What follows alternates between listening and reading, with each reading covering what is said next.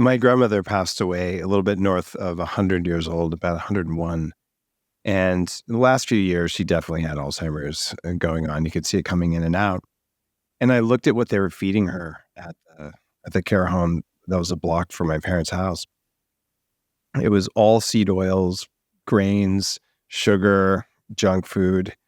And if I was there and I just poured a little bit of C8 MCT oil in her food, we could have a conversation about what it was like at Los Alamos National Labs when she was working on, uranium and things.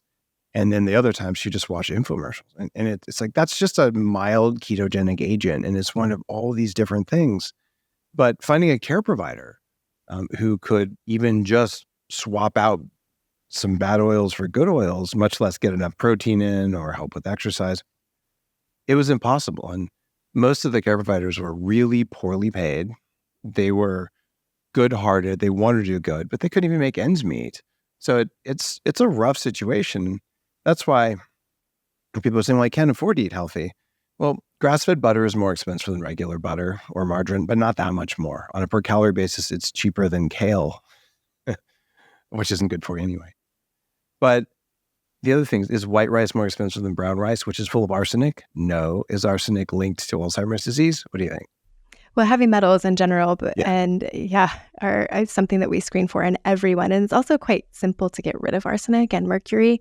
You don't need fancy chelating agents. There are binders that are specific to that. And what are the binders for mercury and lead?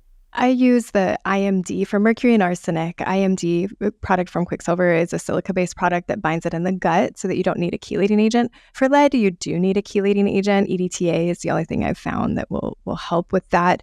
However, lead I worry about less. A lot of that is stored in bones. It's less neurotoxic than mercury. So we're always kind of battling that. Especially most of my patients, as you mentioned, are women, are postmenopausal women.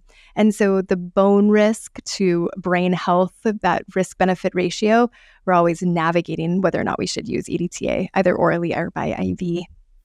It's a bit of a risk there. EDTA is something that in my life, in my mid to late 20s, I had very high lead levels. Who the heck knows where from? And my skin was kind of this gray color, and I was obese, had chronic fatigue. That was more mold toxin related than lead. And I got my first EDTA intravenous treatment. And I came home, and my partner at the time said, "Oh my gosh, your skin is pink." Just from one treatment. And we know that any amount of lead in your blood especially increases your risk of cardiovascular things. Reduces IQ. Yeah, reduces IQ. There's that. And we're looking at, okay, let's say that you're a young person. You're saying, all right, maybe I should avoid heavy metals and maybe I should occasionally get rid of some. And you can use that, was it IMD? IMD, intestinal metal detox, yeah. And Quicksilver, the founder of Quicksilver, has been on the show. It's a good company. They have a push-catch protocol that's also really good. And so we can all do that. And we can do that way before we get Alzheimer's to reduce our risk and to perform better today, which is really important. When people come to see you with Alzheimer's, how do you know which of the types of Alzheimer's it is? How do you know what the cause is? Yeah, so we do a precision-based functional medicine, naturopathic medicine workup. So we're looking at these 6 components of brain health. Again, their toxicity. And we're looking, even taking that step back, what we want to put this in the framework of is imbalance. Too much, too little, in the wrong place, at the wrong time. That's what we're looking for, right? There's a homeodynamic state that we're optimizing for in the brain. There's a diurnal rhythm, there's an annual rhythm, there's a monthly rhythm. There are all of these changes that happen, but we want them to be within this optimal kind of up and down, right? We don't want things too high and we don't want things too low, but we want them to change over time. So this is a complex system. It's complex system science as applied to the brain. And so we go back to these 6 components. They're causal level components, right? There can be inflammation. Sometimes you'll hear people say, inflammation is the cause of chronic disease or inflammation is the cause of Alzheimer's. What caused the inflammation? Just like amyloid plaques, right? Amyloid plaques as the cause of Alzheimer's, it's a way to simplify a complex process, but it doesn't work. When we get rid of the amyloid, we don't resolve the Alzheimer's. We don't resolve the cognitive decline. So what we want to look for is what are the things that are going to trigger an inflammatory response? What are the things that are going to trigger a reaction in the form of beta amyloid or tau protein? what can we do to stop that cascade? So we want to go to the causal level factors. And again, it's toxicity, it's nutrients, it's structure, it's stress, it's signaling, and it's infections. And when we can look at those things, and so the lifestyle factors are the foundation for this, right? Before you even go see a doctor and spend all the money on testing, are you getting a non-processed diet, getting in and out of ketosis, potentially maybe going plant-based when you're not in ketosis, some diet that above all else eliminates processed foods?